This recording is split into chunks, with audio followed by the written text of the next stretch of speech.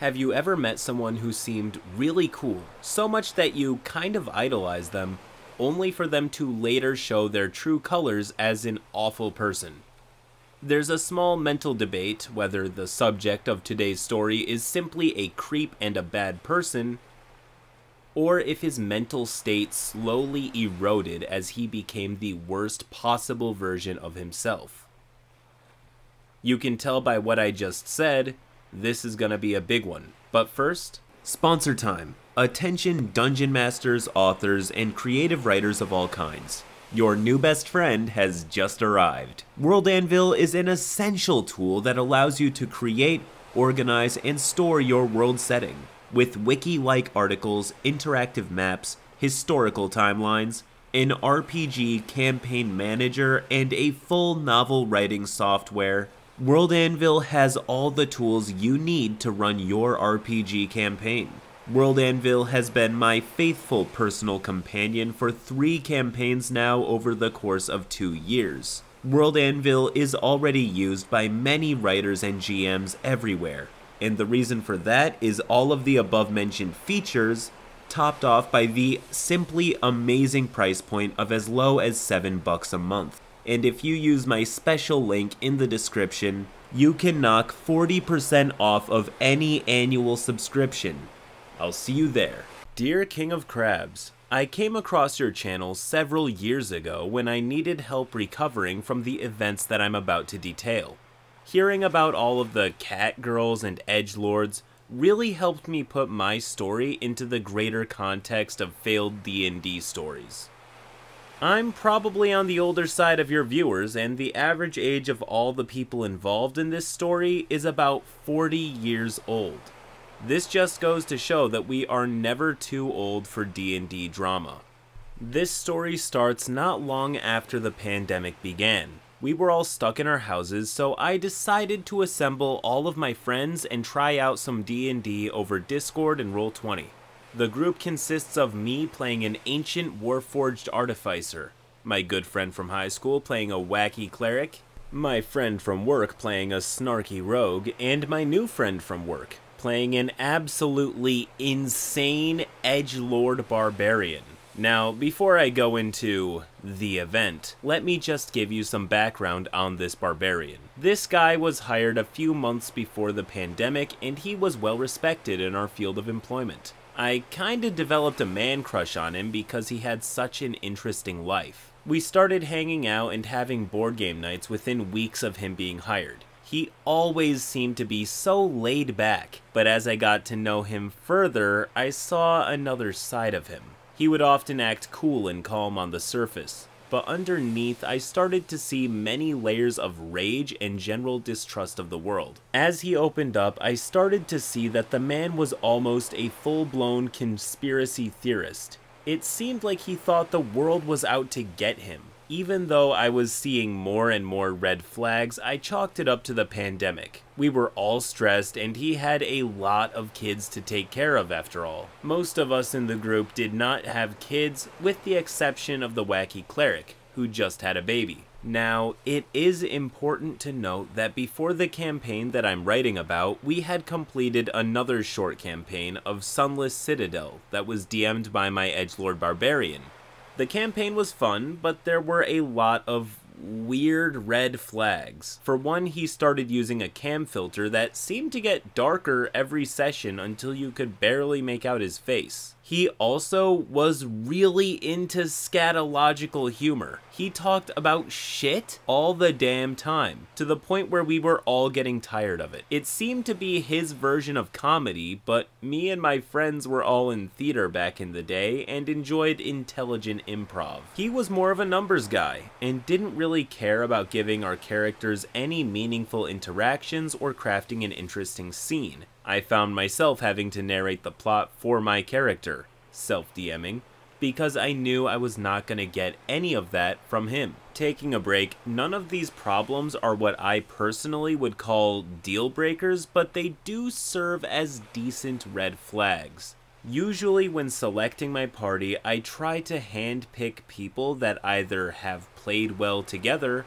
or people that I know would play well together based on what type of player archetype they fit into. To be really reductive about it, the basic archetypes are the same as the 3 pillars of D&D itself: exploration, social interaction, and combat.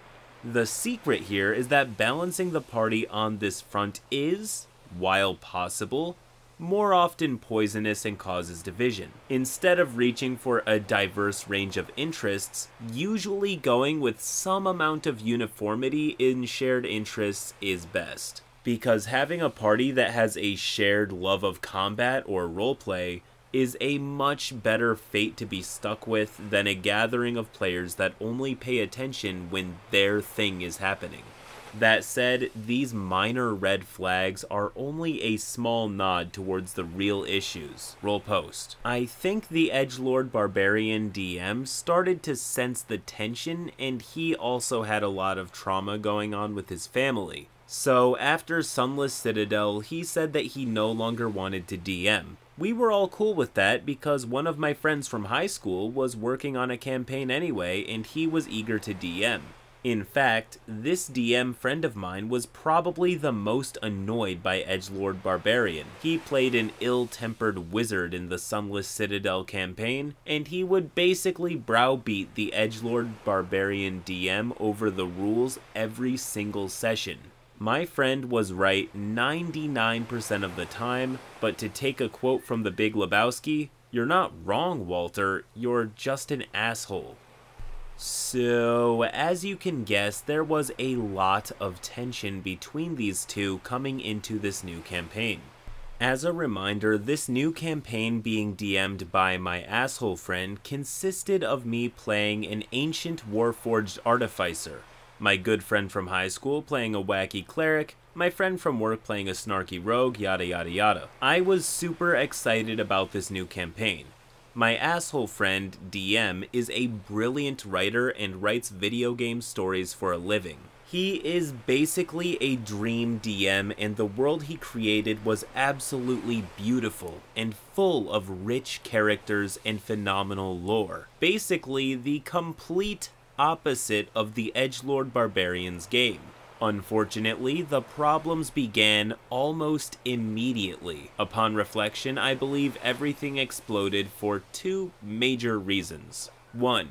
Edgelord Barbarian had absolutely no trust in my friend after how hard of a time he gave him being a rules lawyer for our party during the Sunless Citadel campaign. Remember, this guy is mistrusting by nature and is prone to conspiratorial thinking. I really believe he thought my friend was out to ruin the game for him, even though the rest of us could see he wasn't, and actually gave him a lot of patient opportunities to succeed. 2. He was under a lot of stress. COVID hit him hard and he lost a close family member early in the pandemic. I don't think he was mentally equipped to play. His character did not help him relax either. He created a barbarian bouncer who had no will to live because his wife had just died. Yeah, let that sink in. He just lost a loved one and he's playing a character who is defined by a loss. He also slept under a trash pile under a bridge, and as a result smelled like his favorite thing: shit. The only thing he cared about was a hammer that was issued to him back when he was a cop. It seemed that after his wife died, I don't think we ever figured out how or why, he became a drunk and lost his job. The hammer was all that remained of his honor. OP just said something very important that I want to shine a spotlight on. At the best of times, D&D gives back exactly what you put in. So putting a ton of your traumas and problems into a character while you're still in a volatile state is really bad. I'm not blaming him directly, as he doesn't appear to be in the right headspace, but it's worth noting. That, and it's true for some that role-playing a character that they can relate to gives them a more third-party view of themselves, which really helps to gain perspective on their own lives and issues, as well as helping to process grief. That said, just coming out swinging like this feels a lot like a cry for help, and D&D with your friends is really not the place for it, especially if it wasn't asked for or wanted. Sometimes it just needs to be said. D&D can be therapeutic, but by no means is it therapy, nor should it be used as a treatment for oneself. So if your entire mental state is collapsing and you feel like it's severely bleeding into you and your party's enjoyment of D&D, I recommend taking a break. It's better to take a break, repair your life and mental state, and come back rejuvenated and ready to go, than it is to keep spiraling into a more and more unsettling and worrying person to play with. Now, when I say he loved this hammer, I'm not messing around. We quickly found ourselves in a situation where we were being framed for a crime and the cops were arresting us. They asked him to surrender his weapon, and he made it very clear that there was no way on earth that he would surrender it. This hammer was all he lived for. There was no way he was going to let it fall into the hands of an NPC that my DM friend controlled. After about 45 minutes of us pleading for him to hand over the weapon for the good of the party, and him trying every possible role to keep the weapon, he eventually turned to violence. So now we had to fight off an entire police force that had us so outmanned and outgunned, it was akin to going after an Abrams tank with a baseball bat. My friend, the DM, however, found a way to de-escalate the melee, and the edgelord barbarian got to keep his beloved hammer. Crisis averted? Not by a long shot. We will get back to that hammer later. That incident was the first of what I will call the zig and zag period. By this I mean if the party was going to zig, then he was going to zag. Hard. He would never work with the party on anything. If we went into a building to explore, he would stay outside and keep a lookout, interact with the local NPCs.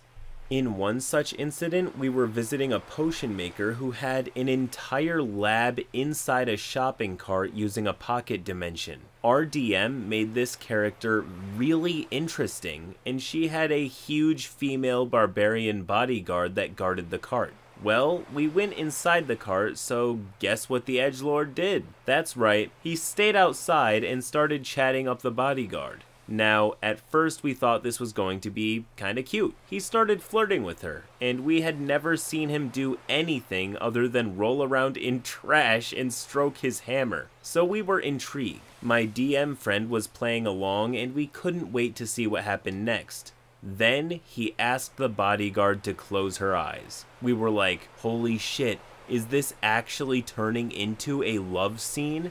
So, dear viewers at home, this brings us to the internet's worst show. What happens next? The party is all in a potion maker's pocket dimension except for edgelord barbarian.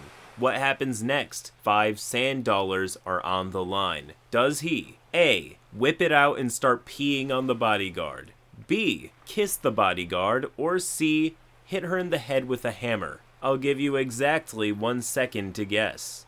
1. Like I said, we were like, holy shit, is this turning into an actual love scene? No. No, it had not.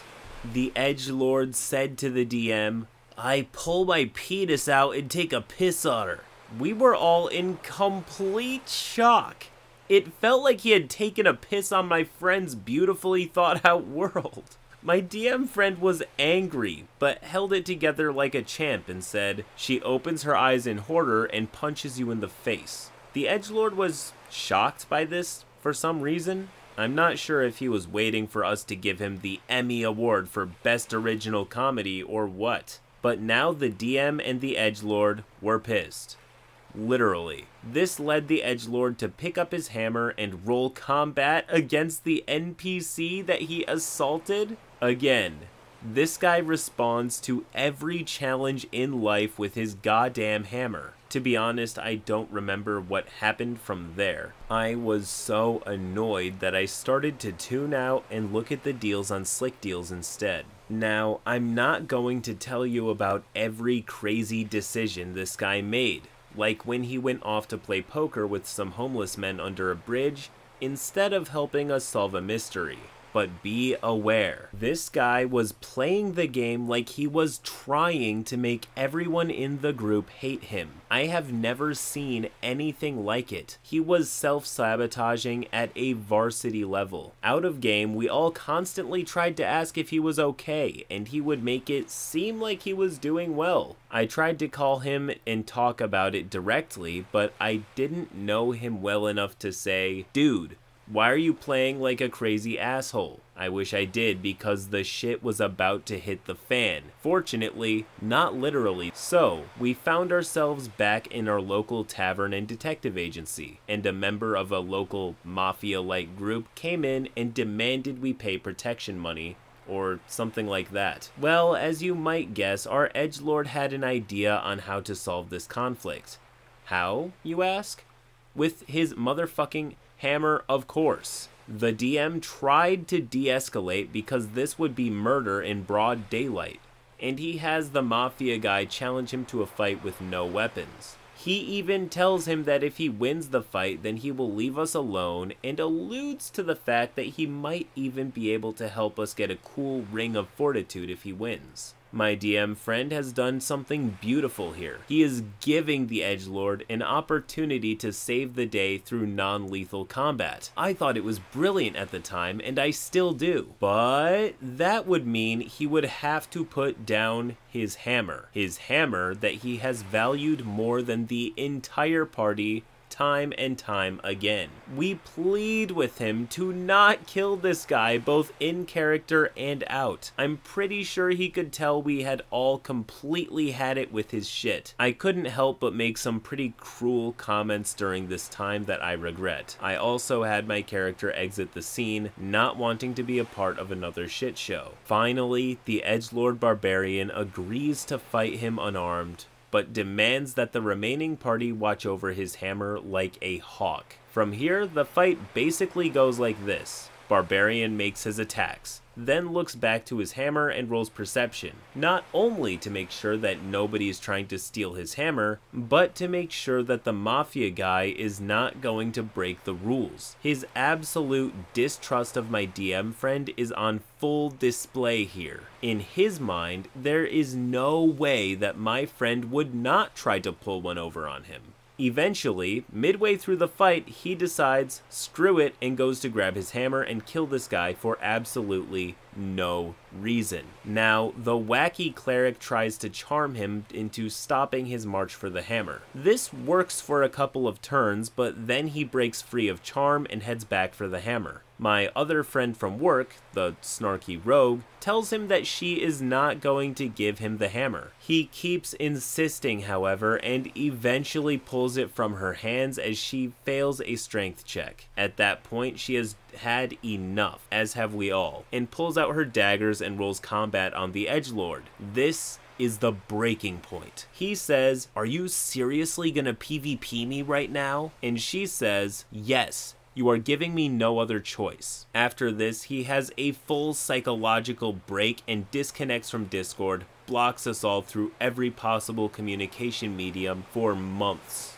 We were in shock. I'm a 40-year-old dude, and I'm not used to this type of drama. I haven't been blocked by anyone since my old dating days, and I don't know how to handle it from an adult man. Since we were working from home, this meant I no longer saw him at work, so about 4 months go by until I actually saw him again. I talked to him about it, and we made amends, but unfortunately, the friendship never recovered. The only reason I feel comfortable even telling this story now is because years have passed and he no longer works with me. I wish the guy the best and still really respect him as a professional, but he really taught me a lesson that I hope to pass on now. Dungeons & Dragons is a mentally taxing game. It's a ton of fun, but it requires you to work with a team and help build up that team whenever you can. You should never bring your own trauma into a game unless you are mentally stable enough to deal with it. And while it may seem like a good idea to work through your problems via a fantasy character, in reality it can cause tension within your party. Also, headspace is something that is vital to keep in mind while playing. If your world is falling apart in real life, then you're probably not going to have the mental fortitude to do improv with your friends for 4+ hours. And lastly, don't ever piss on anyone without their consent, even if it's an NPC. End post. I agree with what was just said, but there was a detail that I think could have been missed. An entire potential subtext that went underneath the story. Sometimes, genuinely creepy people slowly reveal their true colors, and that could be true here. But my personal headcanon is that what we saw here was not that guy's normal state. I believe that guy's mental state was fragile when we met him given his background, but even then, he was not the same person mentally that we saw at the end of the story.